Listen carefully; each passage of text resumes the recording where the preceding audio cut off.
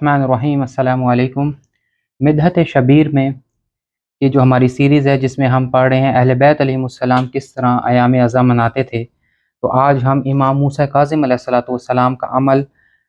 پڑھیں گے صحیح حدیث کی روشنی میں کہ کس طرح امام موسیٰ کاظم علیہ السلام عشرہ محرم گزارتے تھے۔ تو مصائب امام حسین اور اہل بیت اطہار کے حوالے سے امام موسیٰ کاظم کا طرز عمل ایام اعضاء میں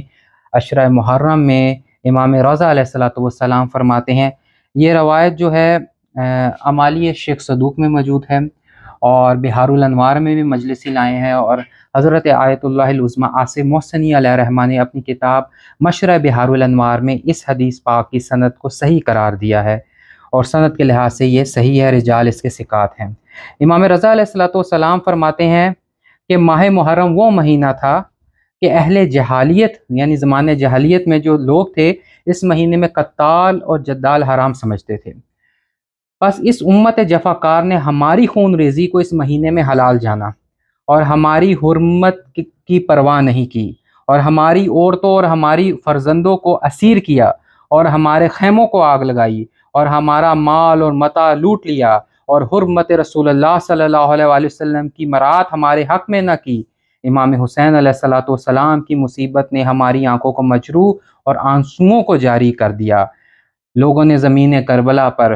ہمارے عزیزوں کو ذلیل کیا، قیامت کرب و بلا میں مبتلا کیا، پس چاہیے رونے والے حسین مظلوم کی گریہ و بکا کریں،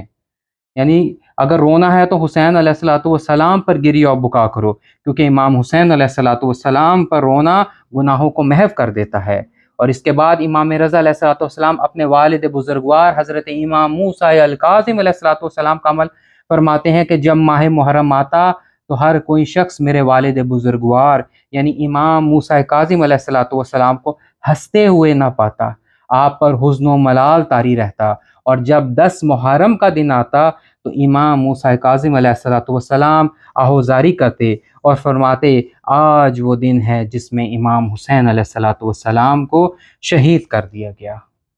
اللہ تعالیٰ سے دعا ہے کہ وہ ہمیں حقیقی معنوں میں امام حسین علیہ السلام کے فلسفے کو سمجھنے کی توفیق عطا فرمائے۔